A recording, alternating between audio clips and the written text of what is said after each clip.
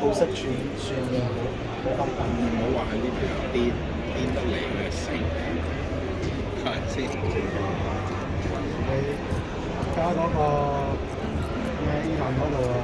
因為又係咩？如果你話冇中國喺後面10個啦，你估佢撐得住咩？諗咗9年，每人有點合作，都係講掂數係影睇佢響力係有嘅，但係始終都係美國佬做主流。佢冇錢佢嘅事，但係佢夠惡，民民公廟兩個即係唔係中意打仗，我點計我都話佢咁樣出嚟錢，炸都炸死你。